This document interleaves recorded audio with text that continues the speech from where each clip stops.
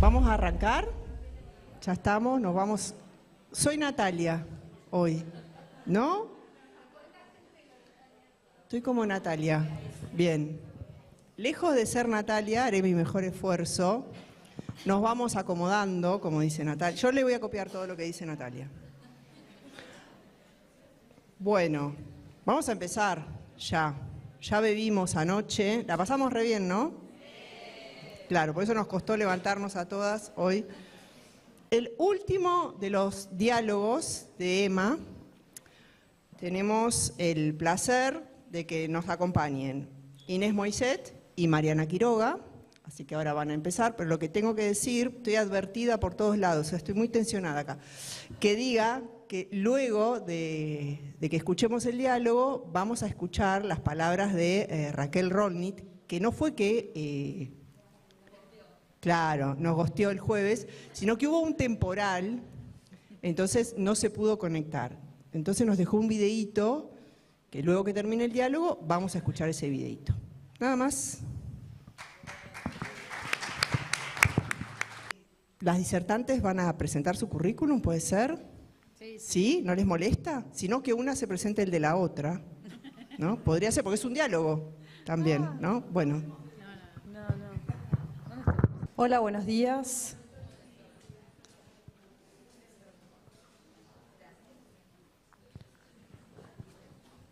Bueno, buenos días a todas y a todos. En primer lugar, muchísimas gracias a Lema por haberme invitado a participar de este encuentro que es tan importante para las arquitectas. Y por otro lado, contarles lo contenta que estoy de estar compartiendo esta mesa con Inés.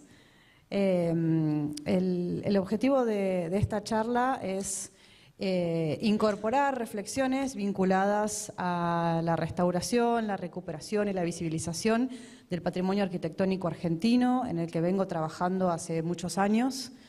Me he desarrollado, y en esto hago una breve presentación que me han pedido del currículum, me he desarrollado en obra pública, en el Ministerio de Cultura de la Nación, luego en el Ministerio de Obras Públicas y en forma independiente como asesora y directora de proyectos de restauración de una gran cantidad de obras de nuestro patrimonio. Y el objetivo de hoy era compartir algunas reflexiones en relación a la recuperación de uno de los patrimonios que tenemos en nuestro país, que es el patrimonio moderno, y cerrar la charla con algunas imágenes de lo que fue la restauración de la Casa sobre el Arroyo que estuvieron visitando durante esta semana. A partir de la década del 20 y del 30, la manera de hacer arquitectura, de pensar arquitectura y la lógica proyectual cambió rotundamente en nuestro hacer profesional y si veníamos de trabajar con una serie de órdenes y de lineamientos academicistas, la modernidad trajo un montón de reflexiones vinculadas a la morfología, a la materialidad, a la expresión, pero también a nuevas formas de habitar y a nuevas maneras de hacer espacios arquitectónicos. Esta arquitectura, que la tenemos muy cerca en la historia, a nuestro quehacer, que la seguimos enseñando hoy en los talleres de arquitectura, conforman hoy los nuevos patrimonios. Y es una manera de hacer arquitectura que va a llegar a nuestro país de la mano de una gran mujer. Va a llegar a través de muchos canales, pero principalmente de la mano de Victoria Ocampo, una gran pensadora, una mujer de élite que supo conectar a los más grandes pensadores y pensadoras de la época con los pensadores y las pensadoras argentinas y generar una red de conexión. Y no solamente eso, sino también difundir a nivel internacional la producción intelectual de la Argentina en el mundo. Y además fue una de las primeras mujeres que hizo una casa moderna en la Argentina, en la ciudad de Mar del Plata, como vemos en esta imagen, y después, bueno, con el arquitecto Bustillo en Barrio Parque. Victoria trajo a la Argentina a Le Corbusier, ¿no? Y todos hemos aprendido de estas imágenes o de este plan director para Buenos Aires, con esta imagen que en la década del 40 era una imagen que hablaba de un progreso, de un cambio, de una transformación, y que creo que hoy esa mirada está cambiando. Ver a la ciudad de Buenos Aires dominada por torres desde el río, creo que hoy, en el 2024, tiene otra imagen. Esta arquitectura también va a llegar a nuestro país de la mano de un montón de inmigrantes que, producto de las 2 guerras mundiales, llegaron a nuestro país y trajeron toda su sabiduría, su conocimiento, sus maneras de hacer arquitectura y también sus oficios.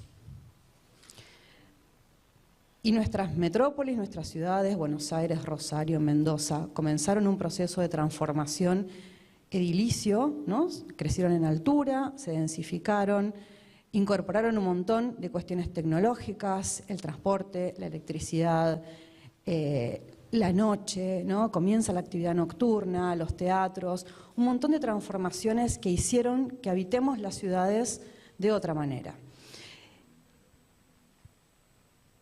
También aquellas personas que vinieron a nuestro país a traer su conocimiento y que comenzaron a trabajar con intelectuales también argentinos, no solamente impostaron una modernidad en nuestro país, ¿no? Como una copia y pegatina de lo que se estaba haciendo en Europa, sino que también hubo una reflexión local. Hay una modernidad argentina, hay una manera de hacer arquitectura argentina, y eso creo que también me parece importante reflexionar. Traigo el caso, por ejemplo, de Vladimiro Acosta con toda su investigación en torno de paisaje, clima, etc. Y ni que hablar de mujeres como Colette Bocara, y pensemos que patrimonio no es solamente el patrimonio arquitectónico, también el diseño industrial, el textil, el paisaje, que ha desarrollado esta porcelana roja, ¿no? Inspirada en maneras ancestrales de hacer porcelana, incorporando diseño local, y que bueno, hoy están a la venta en el MoMA de Nueva York. Y nuestras ciudades se fueron transformando, y en ese proceso de transformación también nos invitaron a reemplazar piezas históricas. Ninguna de las torres de Walter Moll o de José Levich aparecen en un lugar, en un lote vacante, ¿no? Ha habido un momento en la historia de la arquitectura argentina donde las nuevas piezas arquitectónicas vienen a reemplazar piezas del pasado, con el objetivo de la densificación, de la incorporación de la vivienda, de oficinas, de los nuevos programas, del progreso, etc. Y también ha habido algunas manifestaciones muy importantes en la arquitectura argentina, producto de las políticas públicas, como ha sido la Feria de América, que invitó a reflexionar en cuestiones de materialidad y de tecnología en Mendoza, una feria que no tuvo mucha difusión, quizás porque no ocurrió en Buenos Aires, y que convocó a grandes pensadores y pensadoras de la época, en la década del 50, y que supo unir en cuestiones de diseño, la gráfica, el diseño industrial, la arquitectura y el paisaje, en una producción arquitectónica sin igual. Las invito a conocer estos pabellones que se hicieron producto de esta feria.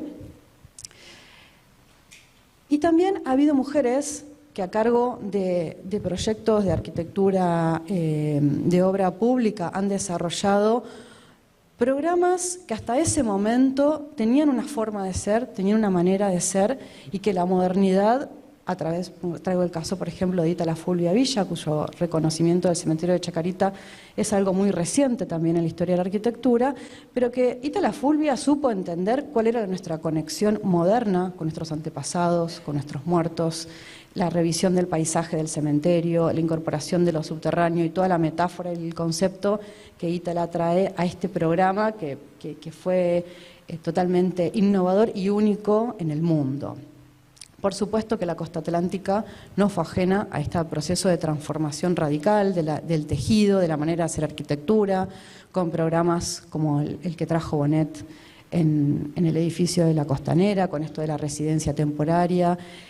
Por lo cual, la producción moderna en la Argentina ha tenido un vasto catálogo de edificios y de ciudades que se han transformado en los últimos años, y por supuesto la Casa sobre el Arroyo, realizada por Amancio Williams y Delfina Gálvez Bunge de Williams, no es ajena a todas estas cuestiones, trayendo además innovación tecnológica, diseño material, nuevos detalles constructivos, nuevas maneras de hacer arquitectura.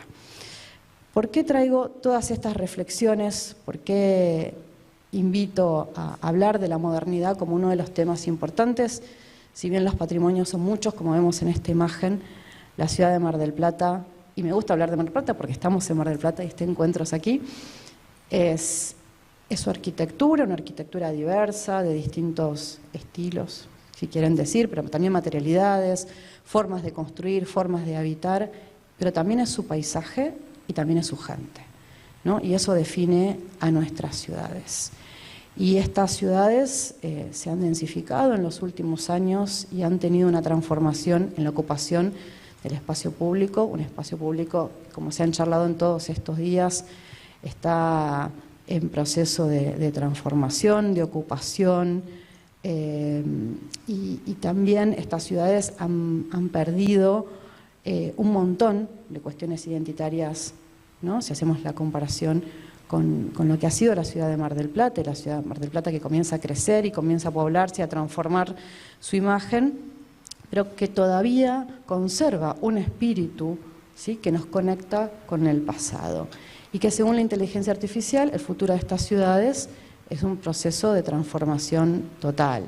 No voy a opinar de lo que la inteligencia artificial dice cuál es el futuro de Mar del Plata, pero claramente creo que todas podemos ver que hay cuestiones de identidad que se están borrando y que están desapareciendo. ¿Cuál es el peligro de todo esto, no?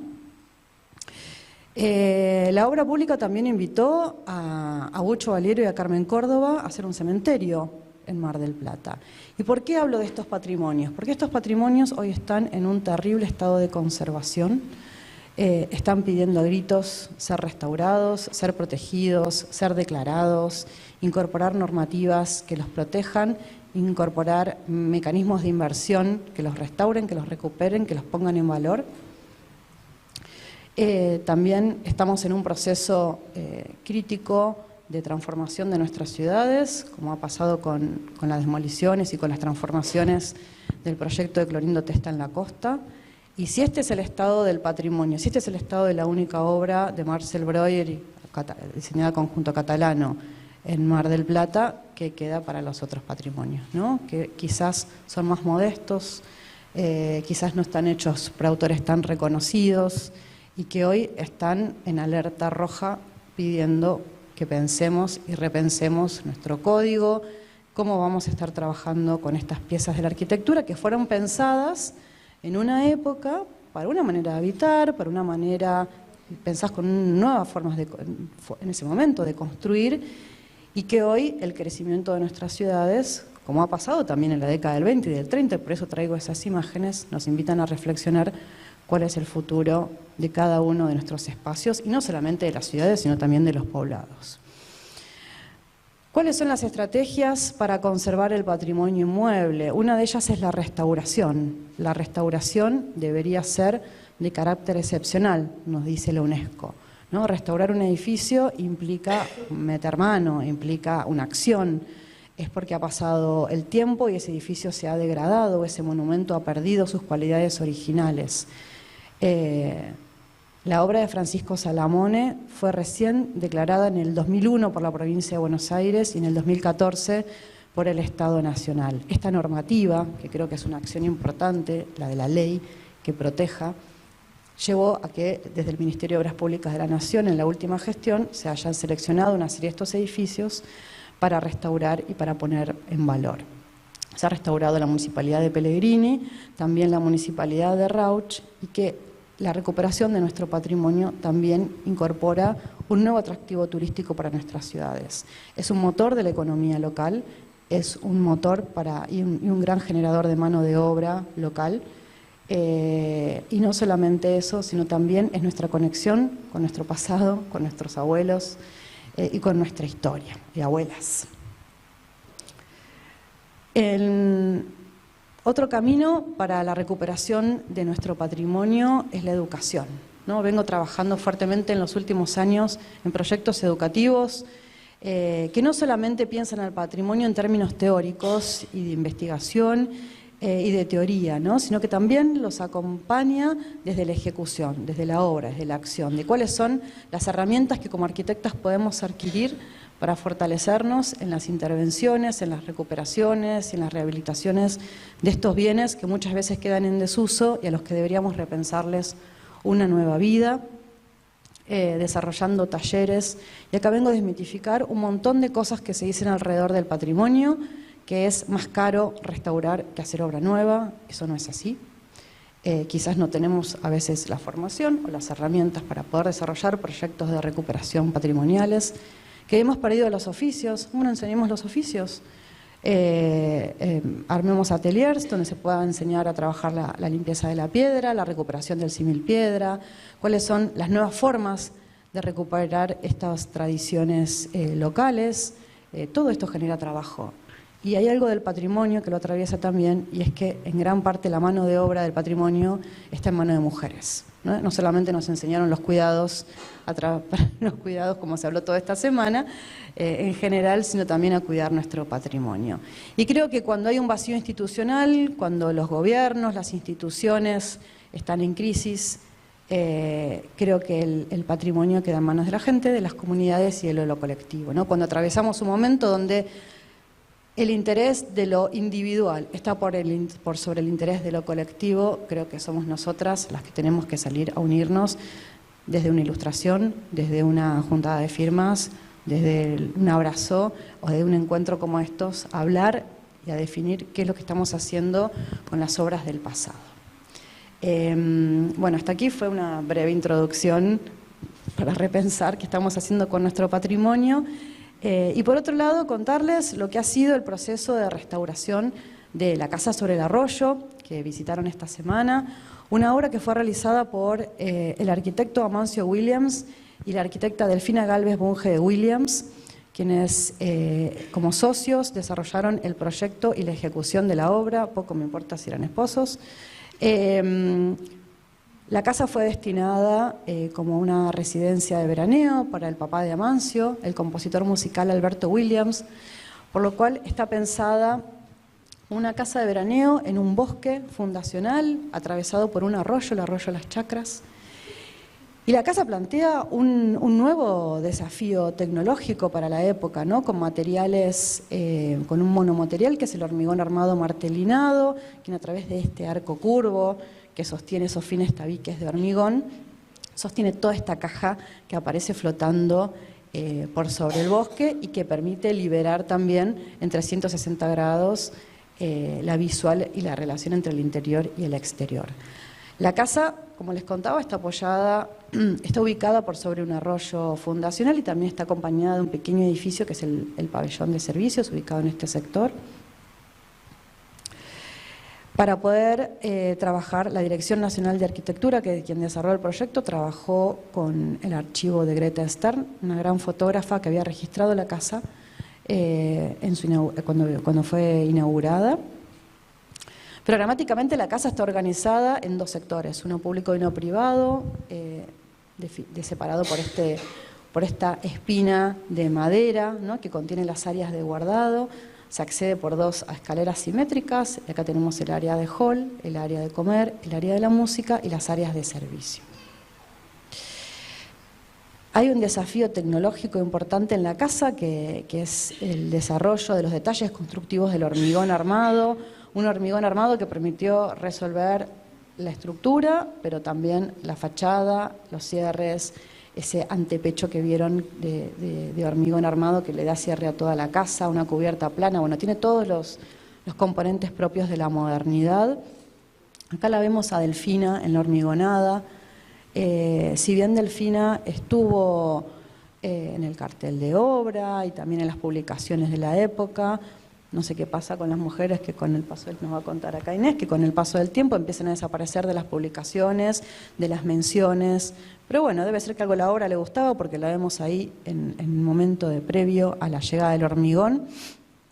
Y la restauración de la casa creo que también fue una restauración de la imagen de Delfina, porque a partir de ese momento, tanto funcionarios como publicaciones comenzaron nuevamente, y creo que hasta hoy la gente en redes sociales, ¿no? Todo el tiempo están comentando, te olvidaste de nombrar a Delfina, qué pasa con la presencia de Delfina como coautora de la casa. Como les decía, tenemos la casa principal, que es la casa principal de hormigón, pero también hay otro pabellón que estuvo un poco silenciado en los últimos años, que estaba oculto previo a la restauración, que contenía las áreas de servicio, ¿no? El pabellón, la casa de los caseros. Los interiores de la casa están dominados por una paleta de material acotado, los solados de algarrobo, de madera, las carpinterías de madera, el hormigón armado, el cielo raso de yeso, los cerramientos de madera, la baranda de esterillado y un equipamiento y un mobiliario diseñado específicamente para la casa. Williams diseña este sillón y esas luminarias particularmente para la vivienda de su padre.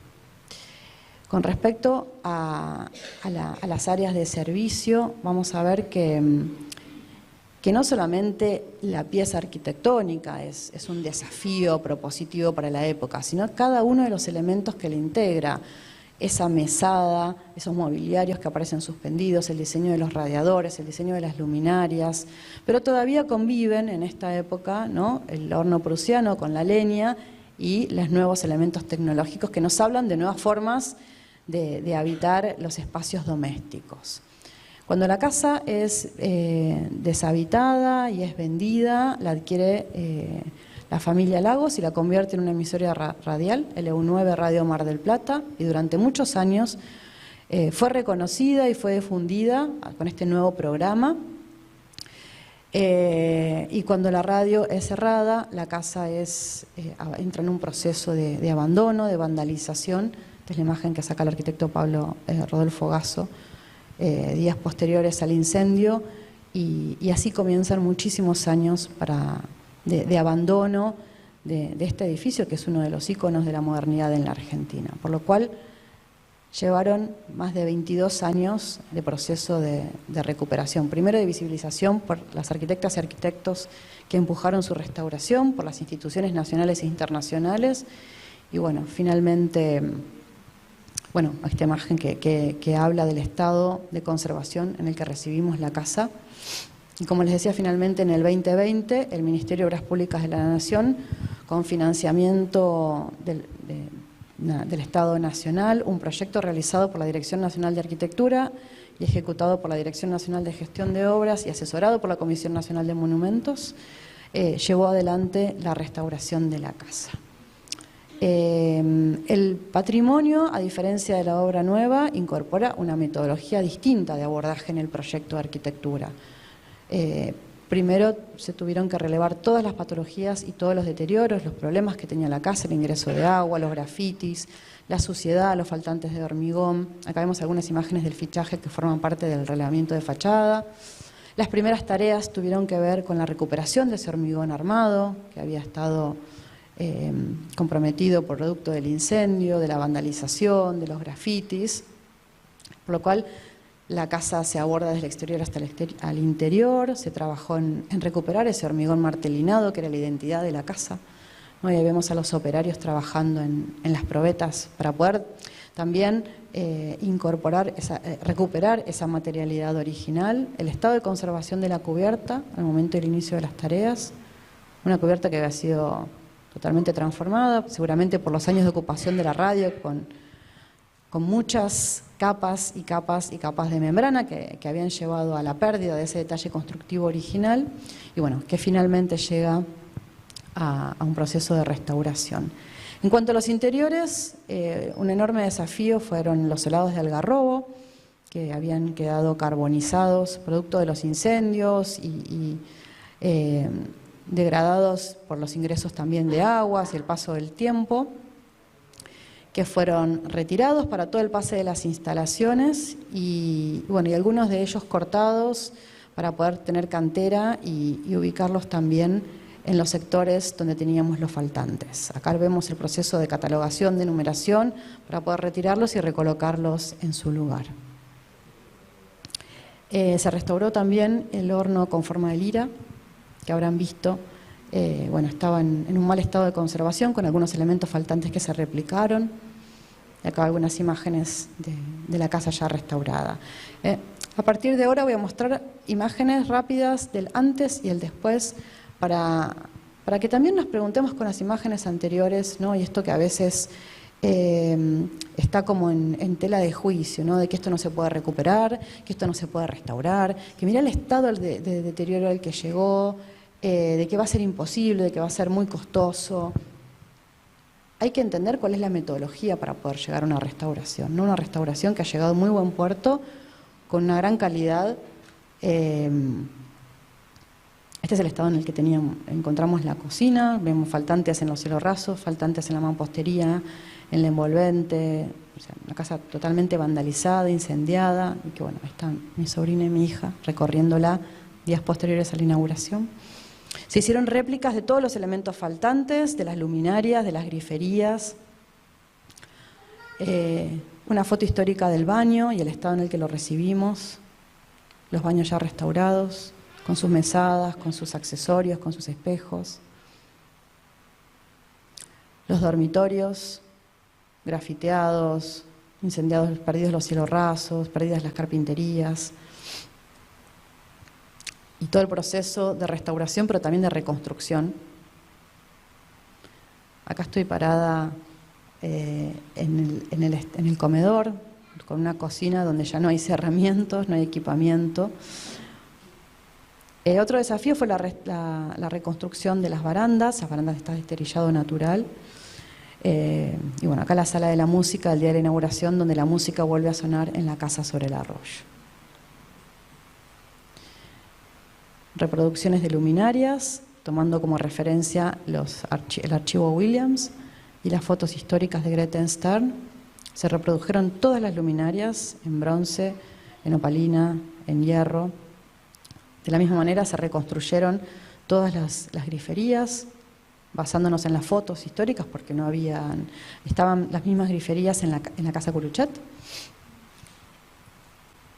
Y bueno, la restauración también de este pequeño pabellón que me parece muy interesante, que está definido por este plano curvo de piedra, que está muy deteriorado, y el edificio curvo con cubiertas abovedadas de muros blancos encalados, que está dominado por este piletón que habrán visto revestido en este ferrite rojo, que estaba muy degradado, muy vandalizado, y que bueno, que tuvo un enorme proceso de estudio para su restauración. Acá vemos algunas imágenes de trabajos en revoques, en la recuperación de los revestimientos, en los interiores, y en la recuperación de este garage tan particular y tan propio de la modernidad. Bueno, acá una imagen sacamos el día de la inauguración, chequeando, justo habían llegado las luminarias, viendo esta imagen del antes y el después.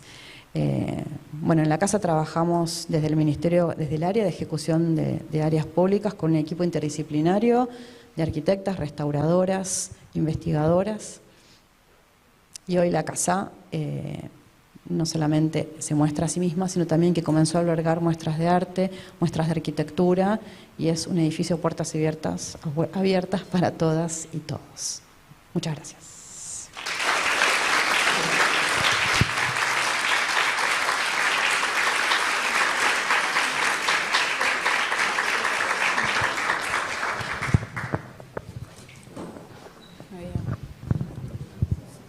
Sí, igual no voy a parar. Bueno, hola, buenos días. Muchísimas gracias por la invitación. Me presento, soy Inés Moacet, me formé en la Universidad Nacional de Córdoba. Después me fui a hacer un doctorado al Instituto Universitario de Venecia. Cuando volví empecé a trabajar en el CONICET, dedicándome a full time para hacer investigación en el campo del hábitat, un lugar como muy difícil de acceder, así que es un privilegio poder haber trabajado ahí en estos últimos 25 años. Algunas cosas más ya las voy a ir contando dentro de la presentación, porque es un poco tiene algunas cosas de autobiográficas, en el sentido de que decimos, que hemos mencionado varias veces estos días, que lo personal es político, y que nos sirve para, bueno, no solamente para mirar el pasado, sino para ver qué se puede hacer hacia el futuro. Otra de las ideas que estuve escuchando en estos últimos días es este tema de que hay tiempos, bueno, que estamos pasando por un mal momento, pero que hay tiempos cortos, hay tiempos largos. Quienes hacemos historia sabemos cómo se pasa esto. La Casa del Puente estuvo totalmente destruida y ahora está divina. Así que no hay que perder las esperanzas de que estas son olas, como decimos en el feminismo. Ya hubo muchas olas, hay una tradición filosófica que nos acompaña del feminismo durante siglos. Y bueno, esta obviamente continuará. Entonces, un poco pensando en estos 5 puntos, que ya voy a contar cómo surge la idea, y estos tiempos cortos y largos, pensé en esta agenda, la Agenda 2030, es una agenda a la cual están adheridas la mayoría de los países. Ahora Argentina se está tratando de apartar de esta agenda, donde se han puesto una serie de objetivos de desarrollo sostenibles. Ahí, bueno, ya los conocerán: el fin de la pobreza, hambre cero, salud y bienestar, educación de calidad.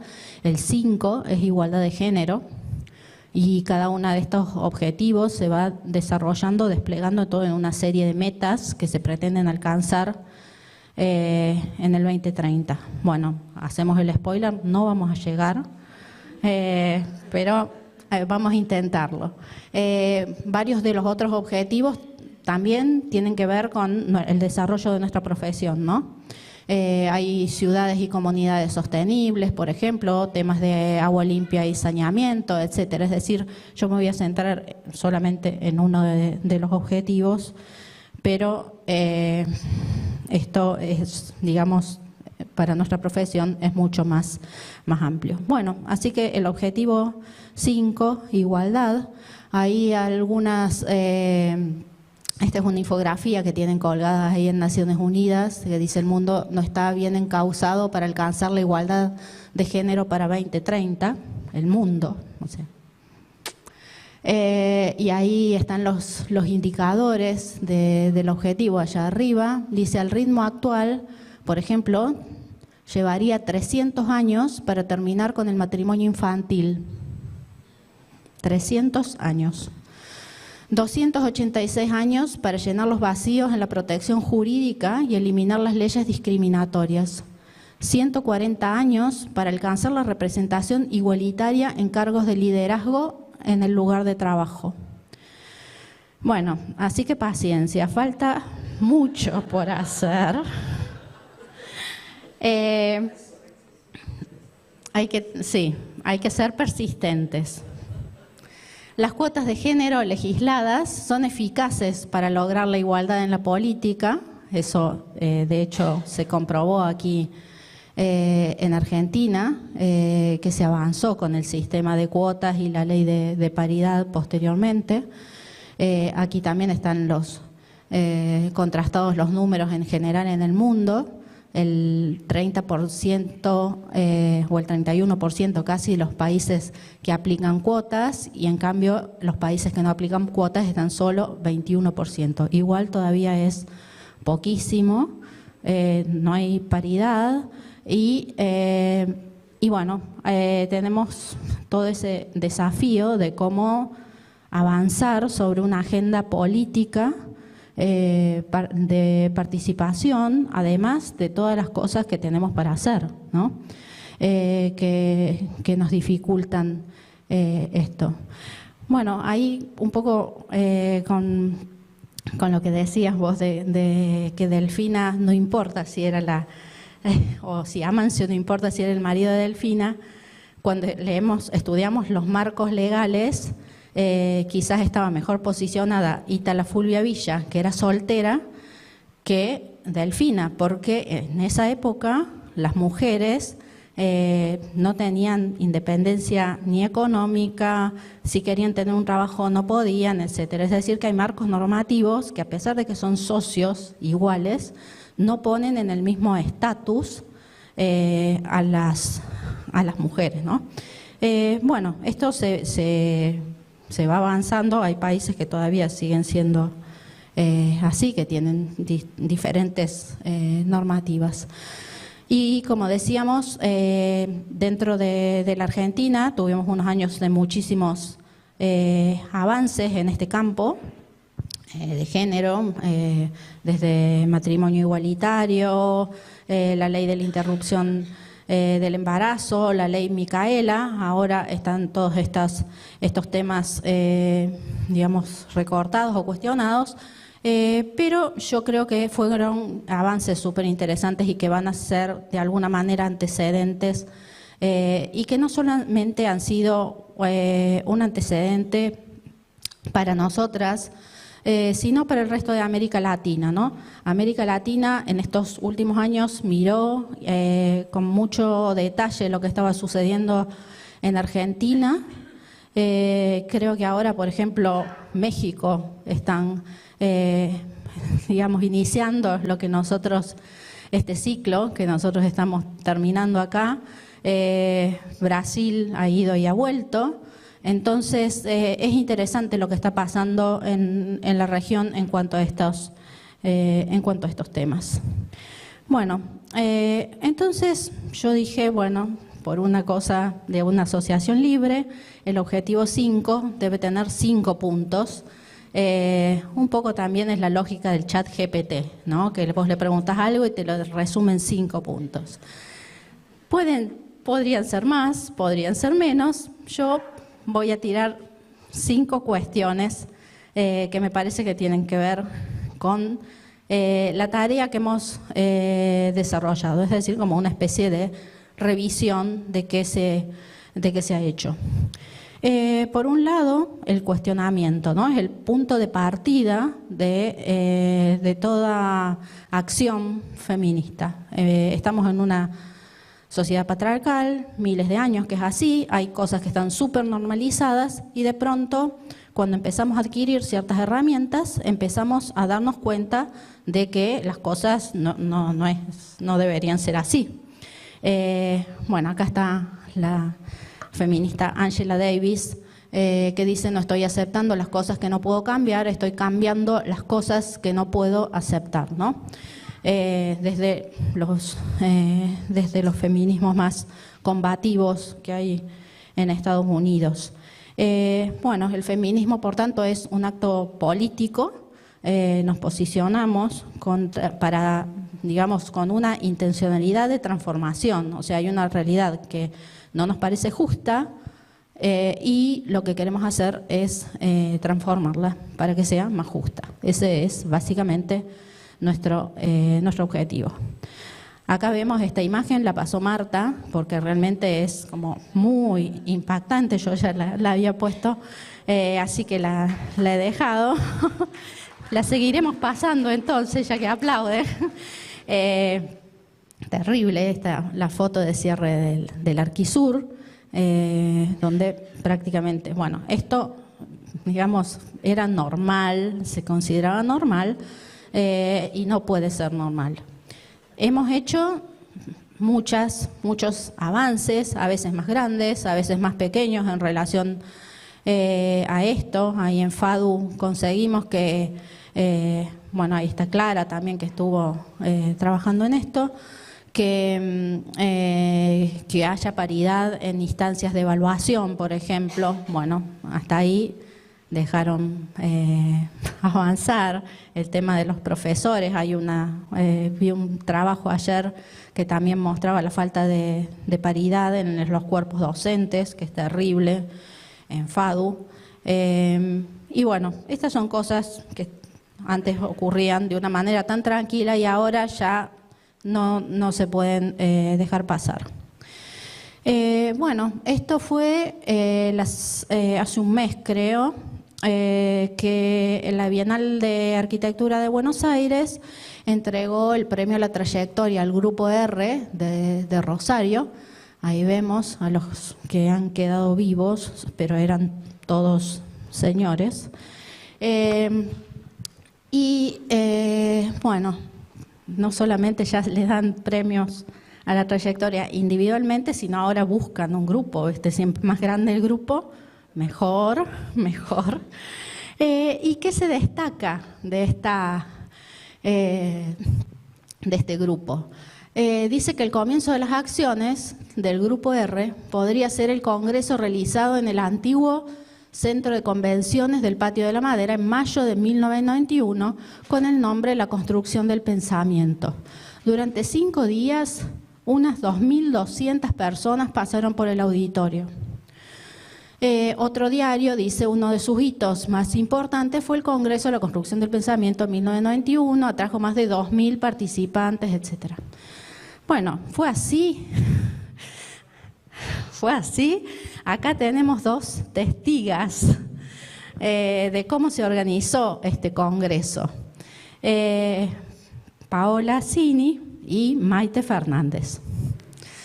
Y otra que es Josefina, que también estaba en el equipo, era un grupo de estudiantes que se pusieron al hombro a armar este congreso gigantesco. Fue un congreso que fue un antes y un después dentro de la región, y que ahora capitalizan como parte de sus antecedentes este grupo de profesionales al cual ellos convocaron para que fueran como un comité académico y bueno, ahora reciben un premio a la trayectoria y uno de sus antecedentes de este congreso que organizaron casualmente Maite, que va a organizar el próximo EMA en Rosario.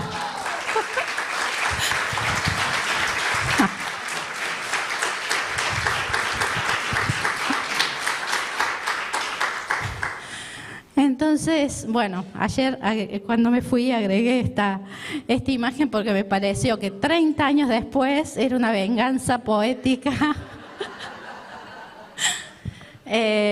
Sí. Así que espero que sea en el Patio de la Madera el EMA.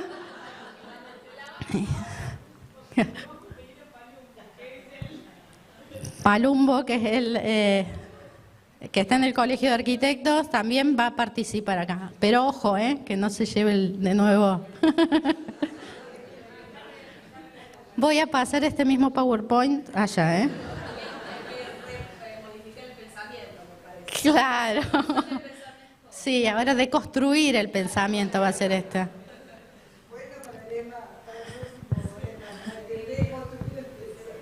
Sí, yo creo que esta historia merece ser contada, ya se los he dicho a ellas, y bueno, empezaremos por acá. Bueno, otras acciones, que tomo acciones no solamente que he hecho yo, sino que en este cuestionamiento también nos hemos empezado a cuestionar por qué el Colegio de Arquitectos se llama Colegio de Arquitectos y si se puede cambiar el nombre, cómo hay que hacerlo. No es fácil a veces, hay que modificar legislaciones. Quienes primero lo hicieron fue el Colegio de Jujuy, pero fueron siguiendo bueno, otros colegios en el país. Está muy bueno porque ayuda a cambiar el chip, ¿no? Aunque parece poco, pero es una palabra y se ha ido consiguiendo esta modificación. Y otros también cuestionamientos que pueden ser también en la práctica profesional, no solamente en la parte de gestión, ¿no? Por ejemplo, estos trabajos que se hacen sobre los patios escolares, donde, bueno, se diseñaban medio como sin pensar un patio escolar. Estas arquitectas de Barcelona se han puesto, de Gualsari, se han puesto a pensar y a hacer un seguimiento también de cómo utilizan varones y mujeres los patios escolares, empezar a ver cómo es, así como Marta mostraba cómo se movían en la ciudad de manera diferenciada los hombres y las mujeres, pero también podemos ver en la arquitectura, empezar a entender, bueno, los varones utilizaban prácticamente todo el espacio mientras las mujeres se quedaban en los bordes. Entonces, ¿cómo desde la arquitectura podemos hacer, y surge de la pregunta, ¿es normal que un patio funcione de esta manera segregando por género? ¿O desde la arquitectura podemos hacer alguna acción para que esto se modifique? No, ¿dónde está? Bueno, el punto 2 tiene que ver con los conocimientos, porque una vez que nos cuestionamos, tenemos que empezar a construir conocimiento, porque no puede ser siempre cuestionarse, sino que empezar a generar algunos conocimientos y consensos, también diría, para poder dar respuesta a esos conocimientos, a esos cuestionamientos. También Marta la había citado a Audre Lorde, que dice: no desmontaremos la casa del amo con las herramientas del amo. Hay que inventarse nuevas formas de pensar, nuevas formas de investigar, nuevas formas de construir este conocimiento, nuevas formas de proyectar, quizás, como las que planteaba Clara también ayer. Bueno, un poco en esa línea. Hay pensadoras que trabajan específicamente sobre lo que se llama la teoría feminista. Dicen: la teoría feminista tiene como objetivo transformar la realidad social en general y en particular la de las mujeres. El feminismo está interesado en modificar la práctica científica y producir investigaciones teóricas y empíricas como insumo para las luchas de la agenda pública. O sea, no es una investigación para ver, no sé, que esta historia de esta arquitecta no fue mencionada, etcétera, sino que necesitamos esos conocimientos para poder presentarlos, para poder generar conciencia, para modificar las agendas públicas y generar estas transformaciones. Y bueno, las feministas teóricas dicen: no es una investigación sobre mujeres, sino que es una investigación para mujeres. Hacen esa diferencia que para mí es clave.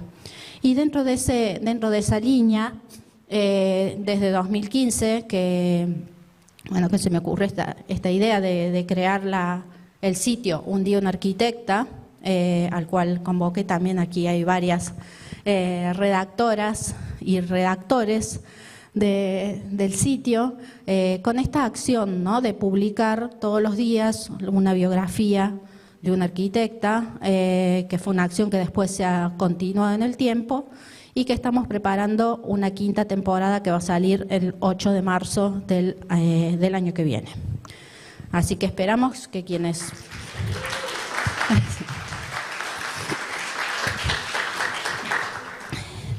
esperamos que quienes quieran contribuir, esto está abierto, es un proyecto colaborativo de las redes, también porque tenemos la intención de que todo el conocimiento que se produce sea un conocimiento que se pueda difundir lo más fácilmente posible, ¿no?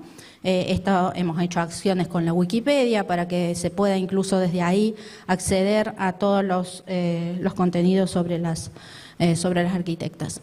Y después también esta construcción de conocimiento ya en lo específico dentro del área científica donde yo me desarrollo, hemos ido armando varias iniciativas, por ejemplo la línea de investigación en urbanismo, arquitectura y diseño feminista, donde está Ana Falú, Natalia Citaglo y Laura Sarmiento, Liliana Rainiero, todo el trabajo que hacemos desde el CONICET, y el trabajo que hacemos también en la Universidad de Buenos Aires desde lo que llamamos el programa GADU, Género, Arquitectura, Diseño y Urbanismo, que está dentro del Instituto de la Espacialidad Humana, donde ya hemos hecho nuestro 2º congreso este año y estamos preparando para dentro de 2 años otro congreso en Buenos Aires, que tiene que ver más que todo con la producción científica y todo, serie de producciones, de cursos, seminarios, etcétera, de formación de recursos humanos. También están las pasantías que hacen las integrantes del programa GADU, es decir, que hay una oferta académica muy fuerte que tenemos ahí desde el programa. El tercer punto tiene que ver con los contextos, y los contextos significan mirar un poco la realidad en la que vivimos nosotras. Digamos, no se puede reproducir acríticamente teorías feministas, modelos de proyectos feministas aquí, porque tenemos una realidad que se intersecciona con un montón de temas sociales, de clase, etcétera, que hacen que tengamos una realidad diferente y que tengamos que repensar incluso también toda esta producción feminista que existe por fuera. Diana Mafia dice, para alcanzar la equidad de género en ciencia y tecnología en América Latina se tiene que enfrentar un problema complejo a la cuestión jerárquica entre varones y mujeres. Debido a los estereotipos de género se agrega una relación de centro y periferia.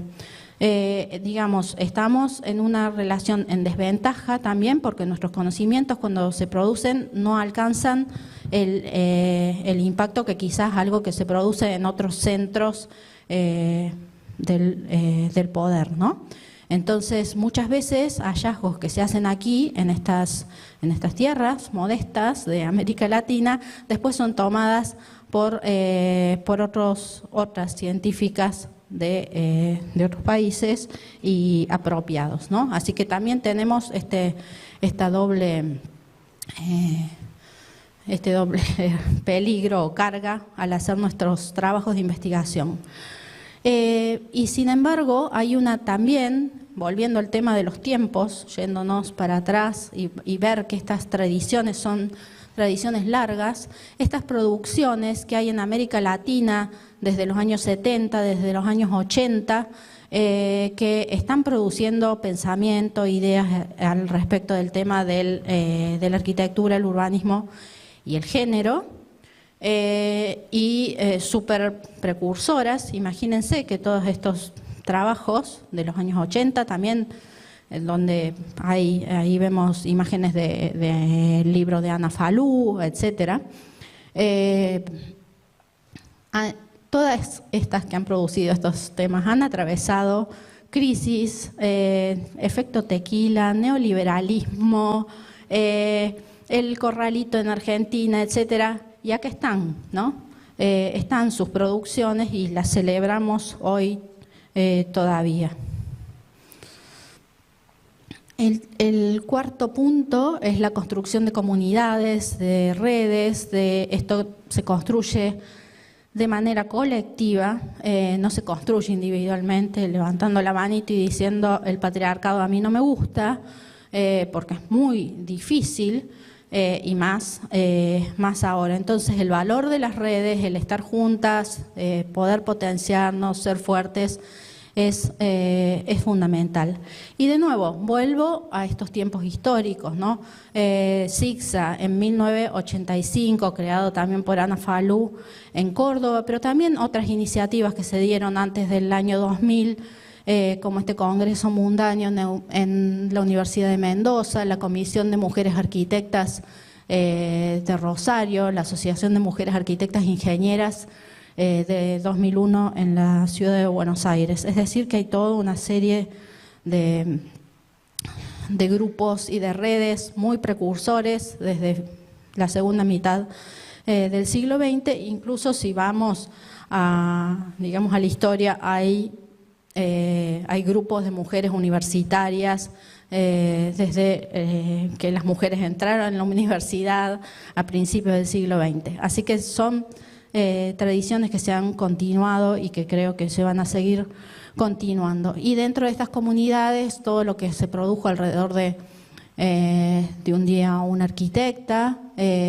no solamente el sitio web, sino eventos, encuentros, y de ahí yo creo que se empezaron a multiplicar toda una serie de redes, a aparecer ramificaciones como nuestras arquitectas, con Carolina, la hermana de Mariana, y bueno, una multiplicidad de redes que tenemos la suerte que podemos trabajar muchas veces en conjunto, hacer muchas acciones que está muy bueno, nos hacen sentir que no estamos solas.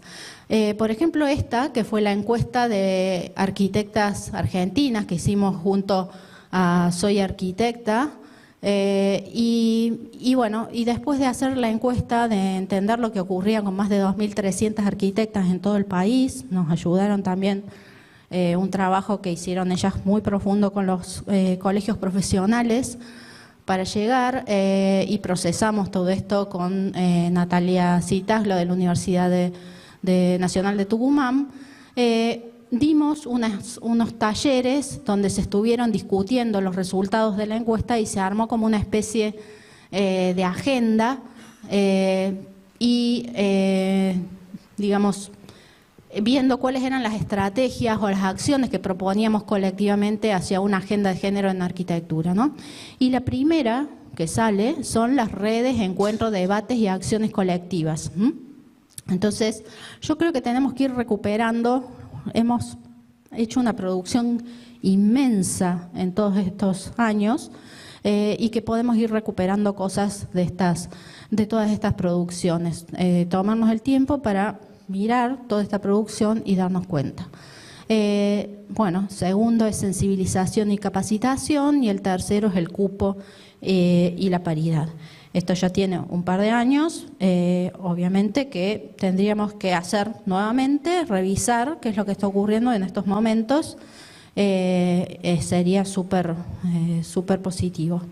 Y el quinto punto tiene que ver con los compromisos, ¿no? Con esto de que no solamente hago investigación, produzco conocimiento, produzco proyectos de arquitectura, sino que significa un compromiso público con la agenda de las mujeres. Acá una marcha del 8M con Ana, que estamos en Ciudad de Buenos Aires, pero no solamente es ir a la marcha, sino que es todo el tiempo estar inventando acciones, o a veces están surgiendo problemas específicos a los cuales atendemos y tratamos de responder creativamente. Ante todo, es un trabajo que se hace, por un lado, ante la bronca que nos pueden dar determinadas situaciones, poder buscarle una respuesta creativa, ¿no?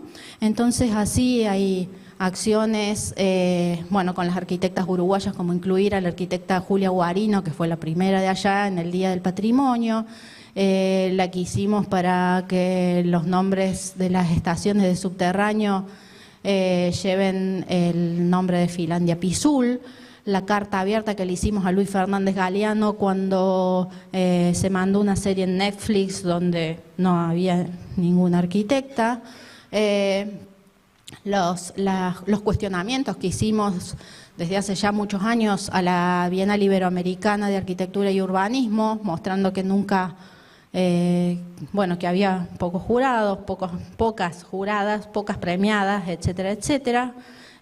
A veces algún año mandábamos, nos decían no porque no hay candidatas, mandábamos 10 carpetas de candidatas, no elegían ninguna, al año siguiente redoblábamos la apuesta y bueno, finalmente en 2022 Ana Falú fue elegida premio a la trayectoria.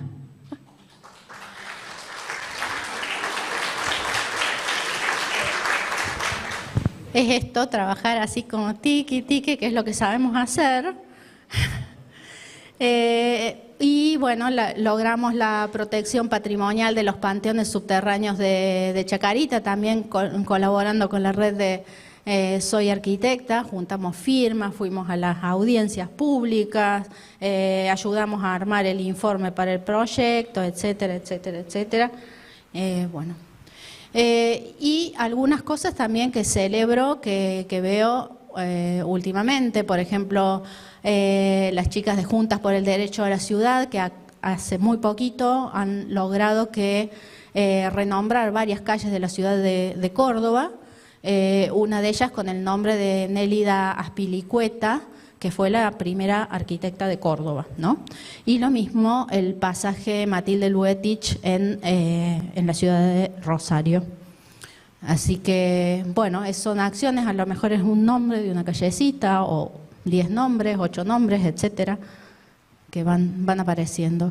Y acciones como esta que hizo Carolina Quiroga para que se reconociera la autoría de la Casa del Puente, también recopilando un montón de material que había sobre el tema. Bueno, Mariana acá ha mostrado, pero bueno, conseguir que la Comisión Nacional de Monumentos y de Lugares Históricos haga una declaración, una reflexión sobre el tema, no solamente sobre la casa, sino que también habla de la revisión de autorías de los monumentos y bienes declarados en general, a fin de impedir la repetición de intencionadas omisiones. O sea que de pronto se va como haciendo. Bueno, estos son los 5 puntos que estoy proponiendo para hacer una reflexión, para ver cómo cada pequeña acción tiene esa semilla de transformación, cada cosita que vamos haciendo en algún momento va a tener su fruto. Y quiero primero leer un poema que hizo Margaret Atwood. Margaret Atwood es quien escribió El cuento de la criada. En los años 70 ella escribe unos poemas donde se inventa algunos personajes imaginarios que tienen que ver con grupos que son oprimidos y los hace hablar, y en este caso es la canción de las lombrices. Dice: pasamos demasiado tiempo bajo la tierra. Ya hicimos el trabajo, somos montones y una. Recordamos el tiempo en que éramos humanas. Vivimos entre raíces y piedras, cantamos sin que nadie nos escuche, solo salimos a la superficie de noche para amar. Y eso indigna a las suelas de las botas, la estricta religión del cuero. Ya conocemos el aspecto de las botas, miradas desde abajo. Ya conocemos su filosofía, la metafísica de la patada y el escalón. Dice, perdón, nos dan miedo las botas, pero desprecio el pie que las precisa. Muy pronto, no, que no veo.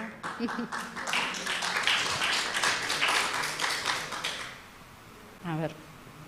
Muy pronto invadiremos todo como yuyos, pero despacio se van a revelar las plantas prisioneras. Con nosotras las cercas caerán, los muros de ladrillo temblarán derrumbados. Y ya no habrá más botas. Mientras comemos polvo y dormimos, estamos a la espera bajo tus pies. Cuando digamos al ataque, no vas a escuchar nada en un principio. Gracias.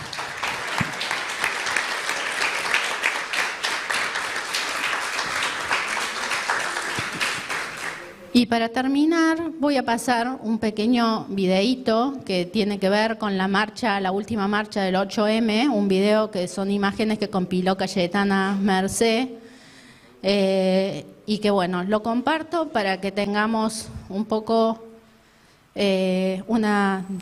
reconfortarnos porque estamos juntas, estamos unidas, y bueno, acá estamos.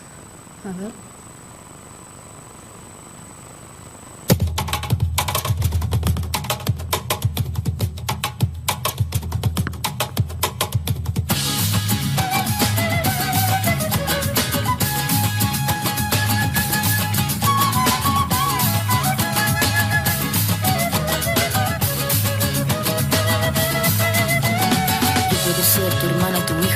Pamela o Valentina, yo puedo ser tu gran amiga, incluso tu compañera de vida. Yo puedo ser tu gran aliada, la que aconseja y la que apaña. Yo puedo ser cualquiera de todas, depende de cómo tú me apodas. Pero no voy a ser la que obedece, porque mi cuerpo me pertenece. Yo decido de mi tiempo, como quiero y donde quiero. Independiente yo nací, independiente decidí. Yo no camino detrás de ti, yo camino de la para ti. Tú no me vas a humillar, tú no me vas a gritar. Tú no me vas a someter, tú no me vas a golpear, tú no me vas a denigrar, tú no me vas a obligar, tú no me vas a silenciar, tú no me vas a callar. No sumisa ni obediente, mujer fuerte, insurgente, independiente y valiente, romper la cadena de lo indiferente, no pasiva ni oprimida, mujer linda que das vida, emancipada en autonomía, antipatriarca y alegría.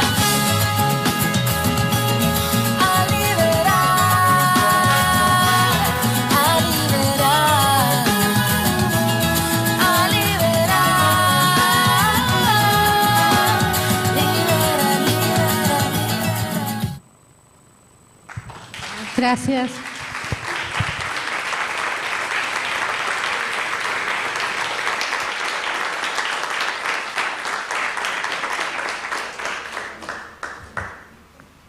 Si tienen alguna pregunta entre ellas, o abrimos un poquito la palabra, como quieran, cortito. Sí.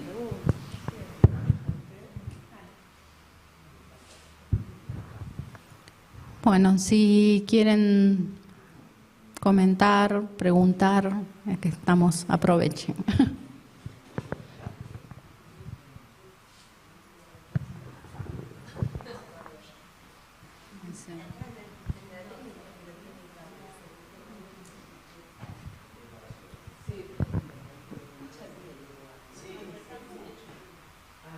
Sí.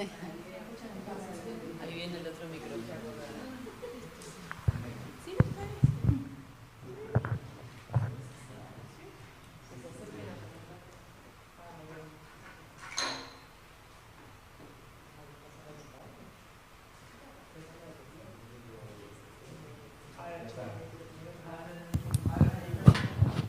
A ver, Ernie. Hola. Bueno, bien.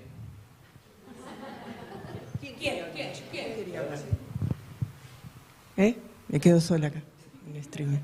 ¿Alguna pregunta? ¿Alguna de las colegas que no hablaron todavía, pero que sí que hablan después en los pasillitos? Por eso digo.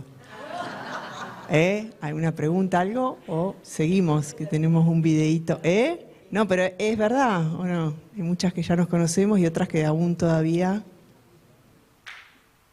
¿Qué? ¿Vos, Paulita Suero? Ah. No, porque ayer, ¿cómo andan? En uno de los foros salió el tema de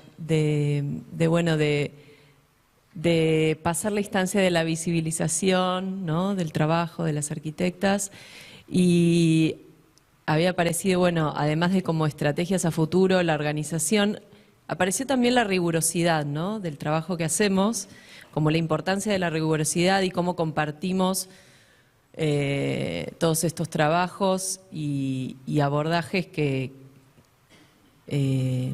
compartimos en el encuentro, ¿no? Y bueno, y frente a esta presentación me vino, bueno, qué ejemplo de rigurosidad el de ustedes con la información, con cómo presentan y cómo cuentan las cuestiones. La verdad es que me parece como un cierre muy redondo, por decir algo. Nada más eso era. Muchísimas gracias.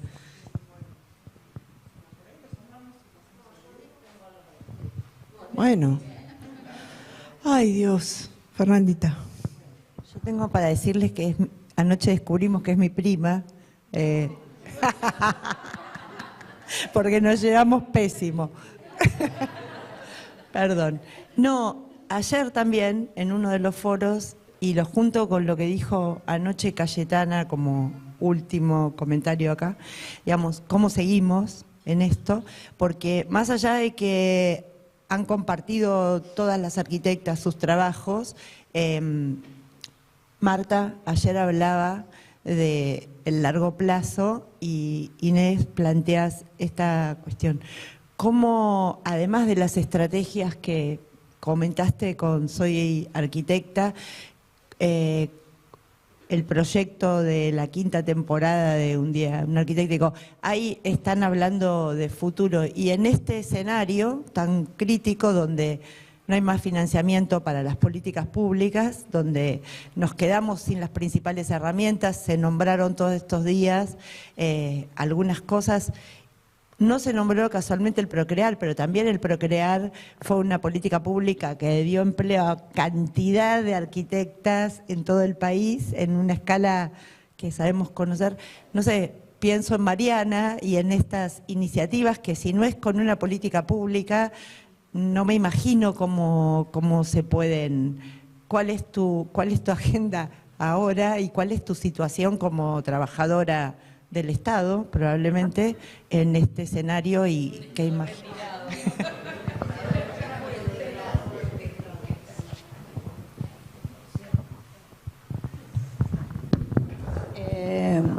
Bueno, creo que sin políticas públicas, pero no solamente sin la inversión, ¿no? Porque supongamos que no existe la posibilidad de la inversión, porque no en todos los años hemos tenido ni el dinero ni el financiamiento, pero sí podríamos tener como una mirada un poco más creativa con respecto a las acciones que tenemos que hacer. Hay una realidad, es que si hoy el dinero no lo tiene el Estado y lo tiene el privado, lo que tenemos que hacer es regular ese dinero, no liberar las inversiones privadas que hoy están con una fuerte, creo que lo citaba y lo mostraba en esa imagen de inteligencia artificial.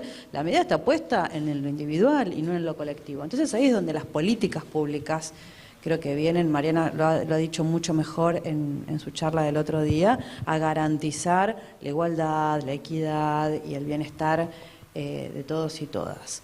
Creo que desde mi rol, desde el patrimonio, creo que hay un lugar de oportunidad allí para el reuso, para la rehabilitación, para la reutilización, y que me parece que fortalecernos en ese sentido, que es lo que me parece que hay que seguir trabajando.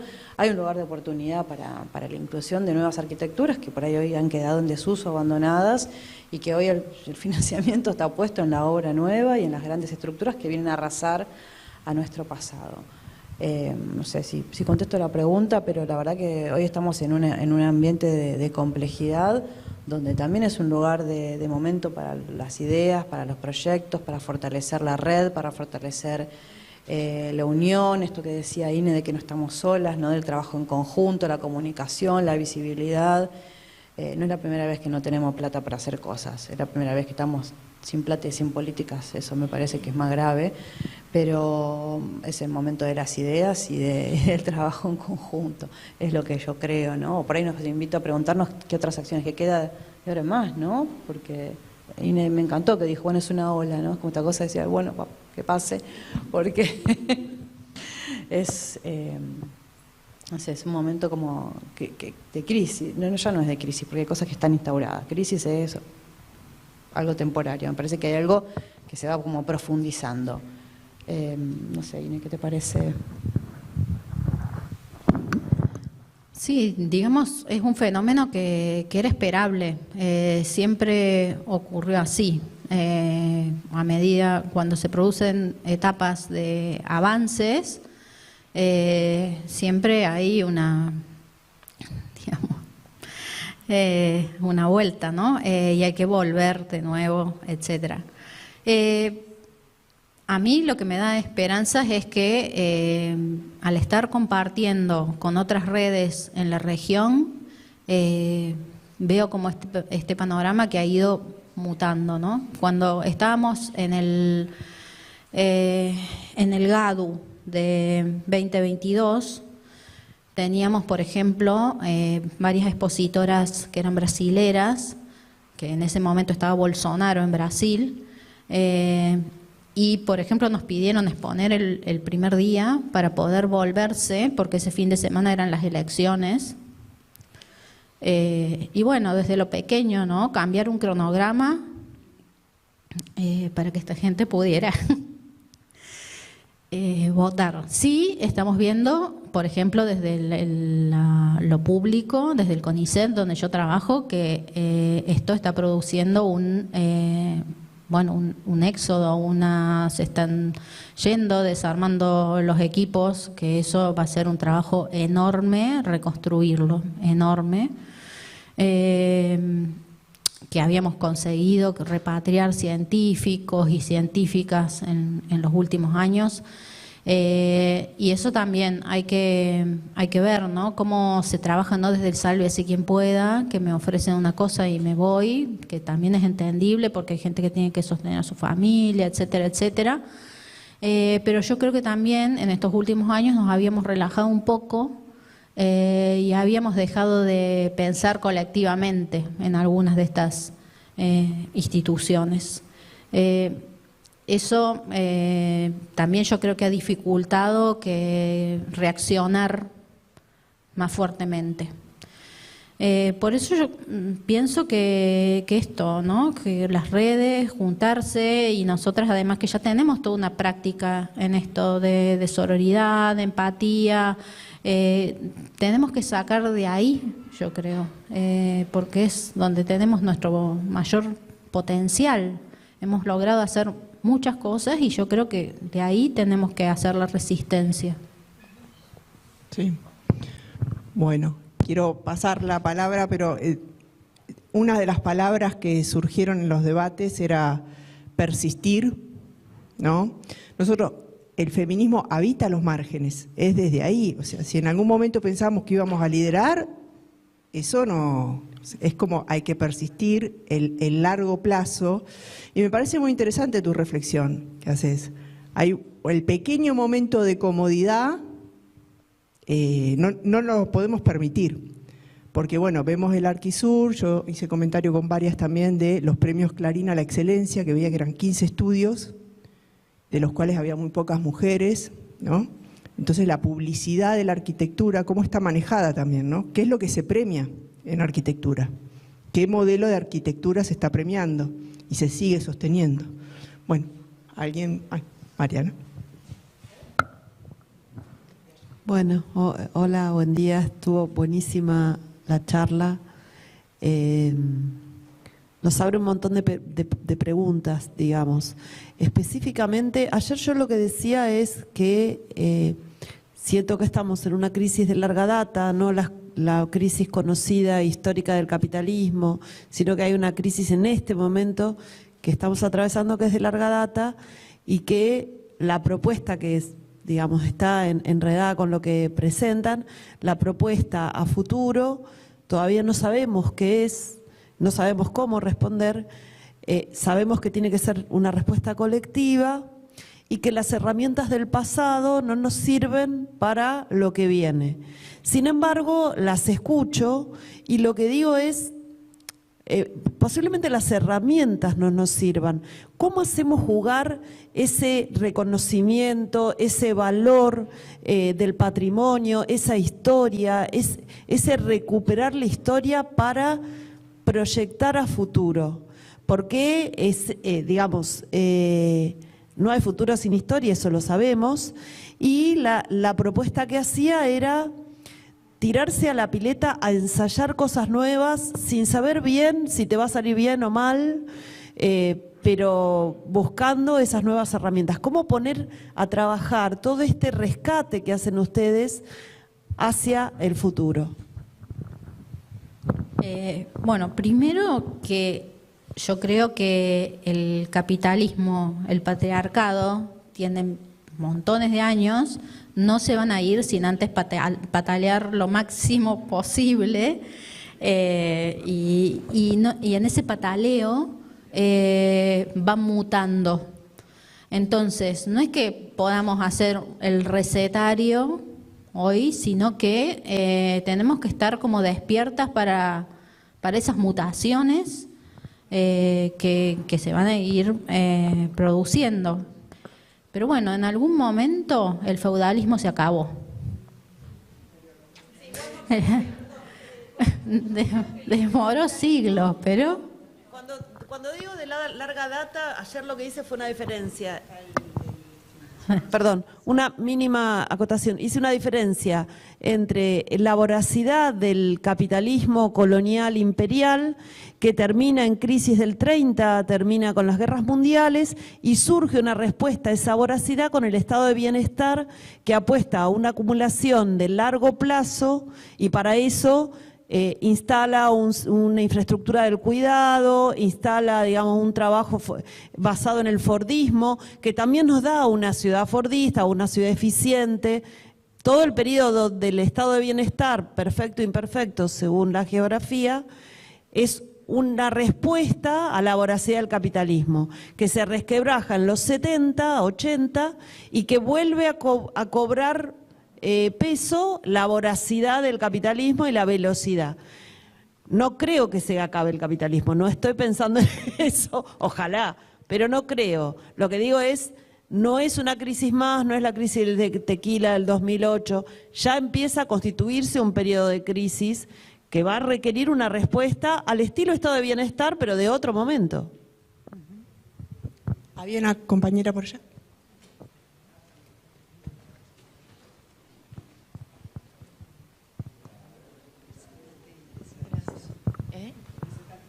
Sí. Bueno, soy Clara Mansueto, de Proyecto Habitar, del GADU. También agradecerles la presentación, esta tan cálida restitución de las acciones colectivas, de las múltiples formas en las que se puede presentar la acción colectiva y los logros más o menos institucionalizados o más o menos continuados en el tiempo. No sé, pienso que en esa resolución que logramos que se aprobara y en otras, y las puestas en práctica, que también hay que revisar. Y que junto con eso, junto con esas acciones y esos logros, leer una poesía y emocionar, yo creo que es contrahegemónico en este contexto. Animarnos a hacer eso, por lo menos a mí me resultó conmovedor, y creo que hay que conmoverse.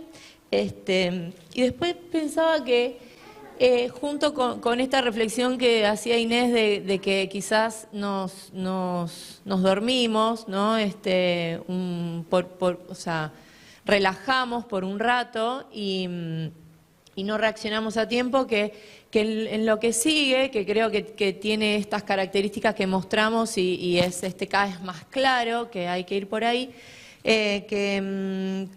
también reunirnos con otras formas de desigualdad que se presentan. Esto que traía del centro-periferia, que hay estas, no sé, geometrías de poder, ¿no? Citando a Massey, en cada ámbito. Y ponernos en el lugar del otro, de la otra, reunir estas distintas formas en las que se manifiestan las desigualdades, también nos puede permitir que el avance que generemos no sea reemplazado solo por esa cuota, ¿no? Porque creo que hay que profundizar en cómo se sostienen esas estructuras. Eso, y gracias a ambas. Bueno, ¿quieren cerrarlo o pasamos al video? Un aplauso.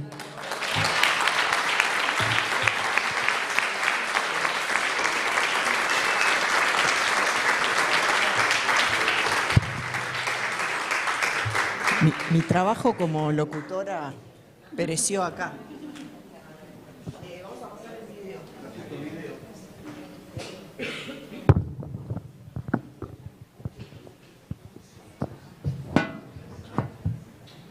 Por favor. Gracias. Y las luces.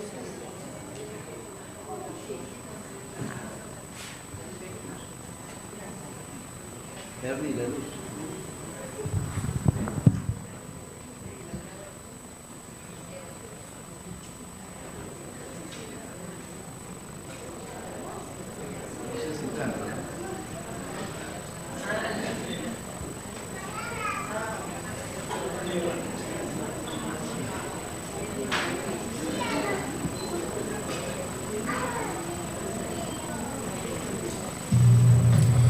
Hola, problemas serísimos de falta de electricidad me han impedido de estar ayer con ustedes en este importante momento de discusión. Para mí es un honor participar de este encuentro de mujeres arquitectas, planteando lo que tenemos hoy como desafíos yo diría generales, en el campo de arquitectura y urbanismo, pero también desafíos particulares cuando pensamos en nosotras, mujeres profesionales de la arquitectura y urbanismo, pero sobre todo cuando pensamos en la relación entre las mujeres y la construcción y gestión de nuestras ciudades. Creo que ahí es donde reside lo que quiero plantear hoy para nosotras, que es entender que hoy día, si las ciudades son hoy día un lugar de inseguridad, de amenazas para las mujeres, un lugar que es el revés de acoger, de cuidar, que no es un lugar de cuidado de nosotros, de nuestras familias, de nuestros amigos, de nuestros compañeros. Si la ciudad es esto tiene que ver con el modelo general de ciudad. ¿Por qué estoy planteando esto? Porque no se trata de pedir que nosotras estemos en lugares de poder y decisión sobre la política urbana, que sí, claro, es importante, pero estaremos en lugares de poder y decisión sobre la política urbana ¿para hacer qué? Para reproducir el modelo de política urbana excluyente, un modelo de política urbana, y ahí empezamos a entrar un poco más en entender qué es el modelo de arquitectura y urbanismo que seguimos en nuestras ciudades, particularmente desde el punto de vista de nuestras ciudades latinoamericanas, ubicadas en la periferia del capitalismo, que hemos mirado y construido un modelo de ciudad que es una herencia o una parte constituyente de un modelo de colonialidad de ocupación del territorio. ¿Qué modelo de colonialidad? Tiene dos dimensiones ahí. Una dimensión que es la lógica de ocupación del territorio, especialmente del territorio latinoamericano, especialmente a partir de su ocupación por la expansión europea, es la lógica extractivista, básicamente. Sacar del territorio las ganancias, la remuneración del capital, mirar el territorio como negocio. Y ahí tenemos una doble negación. La negación de la manera histórica con que los pueblos que habitaban nuestros territorios tenían relación con la naturaleza, sus lógicas de organización espacial, cultural, su relación con el espacio físico, con las geografías. Y de otro lado también la lógica extractivista que se superpone tiene elementos estructurales, no solamente ligados a la mercantilización del espacio, ligados al extractivismo, sino ligados a toda una jerarquía social en la manera de organizar el territorio. Y la jerarquía social tiene componentes muy importantes, raciales y componentes muy importantes de género. ¿Qué quiero yo decir con esto?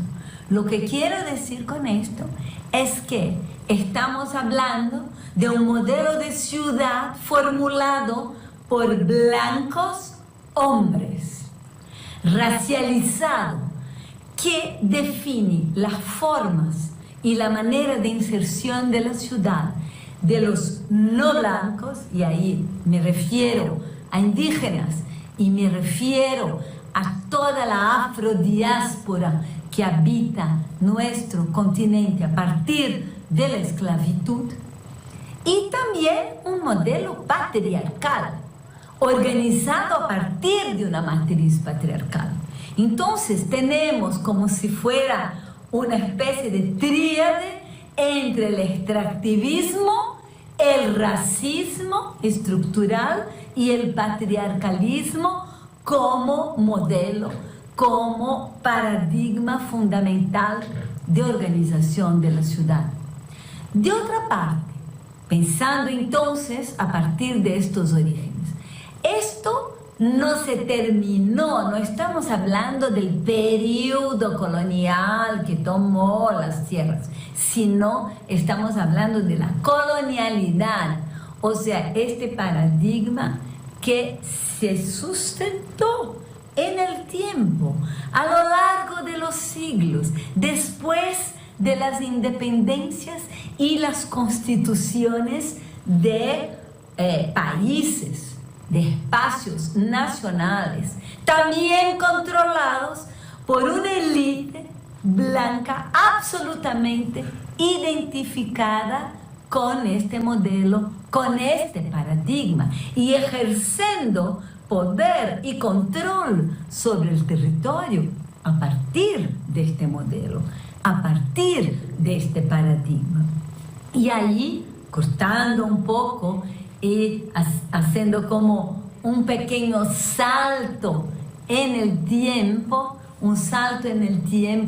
para tomar en consideración cómo estas raíces y estos elementos estructurales que no han cambiado a lo largo del tiempo, se suman nuevos elementos. Claro que un elemento muy importante es esta relación entre espacio y naturaleza, que tiene que ver con la industrialización, con la entrada de las personas en el mercado de trabajo y toda estructuración de la lógica de la ciudad para o en función de la aceleración de la circulación de las mercancías, ¿no? Entonces estamos hablando de una transformación urbanística en la velocidad, primero, de los trenes y de los bondes, de los tramways, pero después la transformación bajo la velocidad de los automóviles y de una matriz de la planificación urbana, de organización de la ciudad, pensada a partir de la matriz deslocamento o movilidad, casa, trabajo, trabajo, casa, casa, escuela, escuela, casa, sin tener en cuenta las necesidades de la vida, porque las necesidades de la vida no son solamente trabajar, estudiar, dormir, trabajar, estudiar, dormir, sino hay toda una importancia de lo que es disfrutar la vida. Entonces, ya pensamos como toda la ciudad de su espacio estructurada, y le doy un ejemplo de cómo una mirada de género ha organizado esta matriz de movilidad a partir de los percursos de los hombres. Por ejemplo, pensar todo el sistema, los sistemas de circulación en nuestras ciudades, que son grandes sistemas de circulación centro-periferia, pensando lugar de casa, lugar de dormir, lugar de trabajar, y sin tener en cuenta la necesidad de la movilidad interna en el barrio para ir a la panadería, para ir al mercado, para ir a la feria, para que jueguen los niños, para que se puedan visitar a los padres y los parientes. O sea, la centralidad del paradigma de movilidad de la ciudad no tiene nada que ver con los trayectos cotidianos de las mujeres, que son en general las que se ocupan justamente de estos percursos cotidianos de los hijos, de los padres y madres mayores, los trayectos cotidianos del cuidado. Y la cena es disputar con los automóviles, disputar con los medios de transporte de masa la posibilidad de hacer estos recorridos. Por ejemplo, creo que ahí tenemos un pequeño ejemplo de cómo a partir de un paradigma estructural general se organiza la ciudad, y los profesionales de arquitectura y urbanismo, nosotras, ¿qué estamos haciendo? Reproduciendo este mismo modelo. Finalmente, yo quisiera plantear algo más que en este momento tensiona muy fuertemente este modelo. Creo que hay mucho que hablar sobre la matriz de la planificación, del urbanismo basado en el lote privado, la idea que el espacio público es propiedad privada del Estado, gerida por él. O sea, hay toda una concepción ahí del urbanismo que había que desarrollar mucho más. Pero en este momento contemporáneo, yo diría, en la era post-neoliberal, en este tercer milenio, tenemos una relación aún más perversa que estructura el espacio urbano, que es el hecho que el espacio construido se ha convertido en los circuitos globales financieros en la más importante y la más significativa activo financiero, lo más significativo, activo financiero. Quiere decir que el papel del espacio construido está cada vez menos ligado a las necesidades de la vida y cada vez más es producto de una disponibilidad de un capital excedente global que circula en la esfera financiera global sin tener barreras y obstáculos y que baja en el espacio construido pensando en su valorización y no en la necesidad de la gente que le va a utilizar. Esto explica un poco cómo miles y miles de metros cuadrados de área construida, de aparatos que no necesitamos, oficinas vacías, espacios corporativos de lujo y una cantidad de metros cuadrados que son metros cuadrados construidos de inversión y no metros cuadrados construidos de vida. Esto creo que es muy importante porque tanto en la ciudad como en la propia infraestructura se ha convertido también en un activo financiero y esto es una de las tensiones que creo que es absolutamente estructurales en la ciudad. Otra de las tensiones es la propia crisis ambiental. O sea, este modelo de ciudad que tenemos, basada en la explotación de petróleo, la circulación con utilización de los combustibles fósiles, la construcción basada en cemento, hierro, todo esto ha provocado y sigue provocando una destrucción masiva del planeta. Y esta destrucción masiva del planeta está claramente provocando una crisis ambiental, una crisis climática, cambiando el clima del planeta y provocando desastres. Bueno, estoy planteando esto porque creo que esto se está convirtiendo en uno de los más importantes límites para la expansión y la reproducción de este modelo. ¿Por qué lo estoy planteando así? Porque creo, y para concluir esta pequeña intervención y provocación entre nosotras, estamos en un momento donde quizás es una de las peores crisis que hemos atravesado en nuestra historia hasta ahora.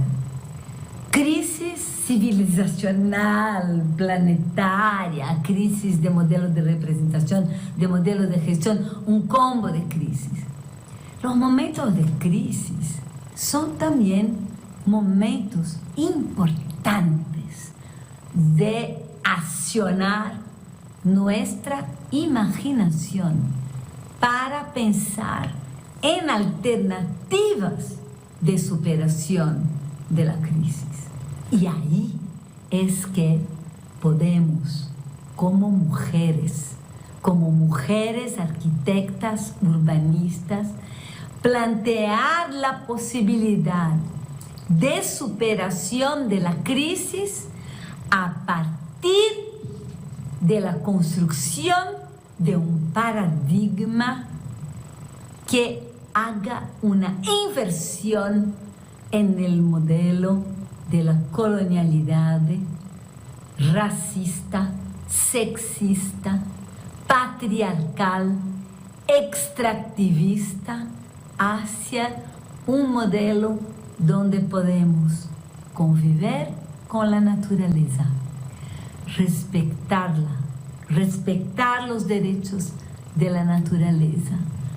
También pensar la ciudad a partir de esta mirada de género, de esta mirada étnico, racial, cultural, abriendo las posibilidades de construcción de morfologías, de paradigmas, de maneras de organizar el espacio que de hecho responden las necesidades humanas.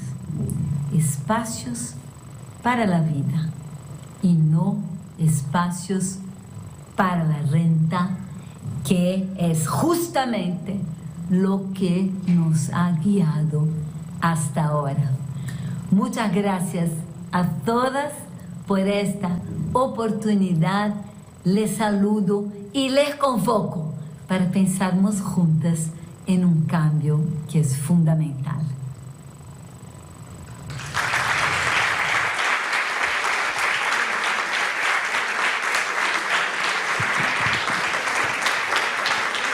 Yo creo que no tendríamos que haber dicho nada que nos falló, porque quedó mejor. Esto como fin. No tendrían por qué tuvimos que decir siempre blanqueando todo nosotros. Ya terminamos. Tengo un parroquial muy importante y unas palabritas nada más. ¿Qué dijo? Foto. No, hoy no. Hoy que vine así nomás, no. Los paseos urbanos, hay un bus 14:30 desde la puerta del Casino Central, que ya estaba contratado y hay gente que ya está ahí anotada, y a las 15 una caminata que parte desde el Torreón, la parte del puente. ¿Eso está correcto? Perfecto. No me equivoqué. Como caracterizó el sábado, en la ausencia de presentaciones, Raquel Rolnik, arquitecta, urbanista, creo que tiene 2 maestrías en temas de planeamiento y además fue directora de planeamiento de San Pablo. Sí, fue ministra de Ciudades de Lula.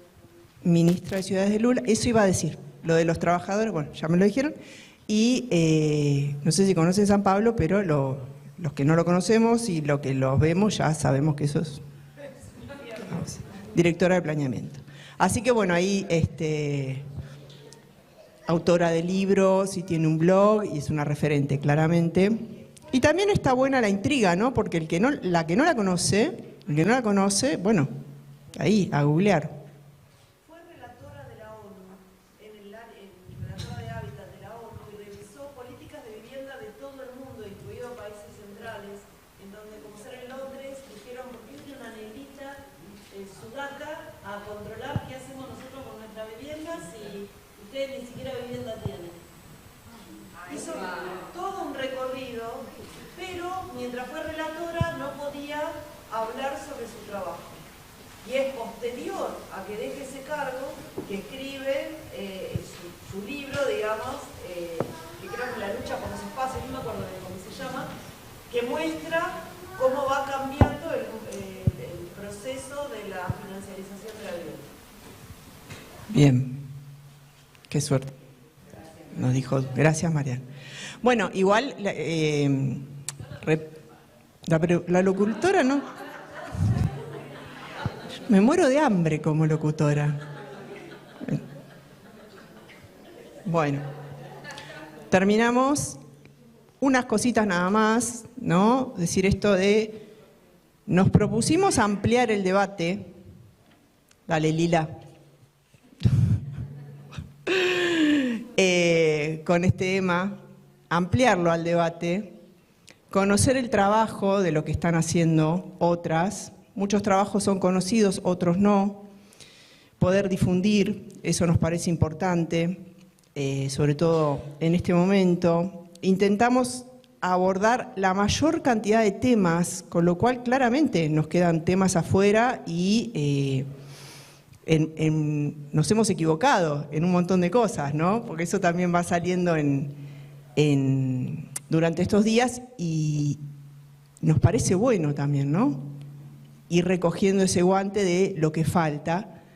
Uno de los guantes, se me va el papelito, que nos pareció muy importante, es todas las que no están, las que no vienen a los EMA, ¿no?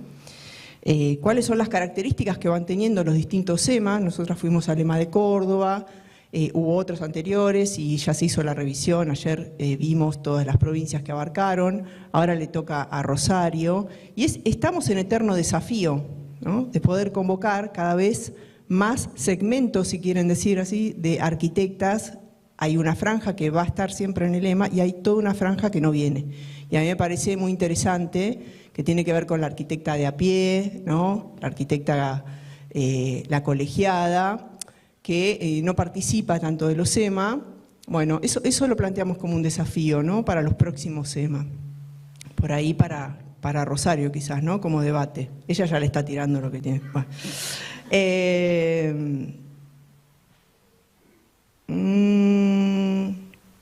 Bueno.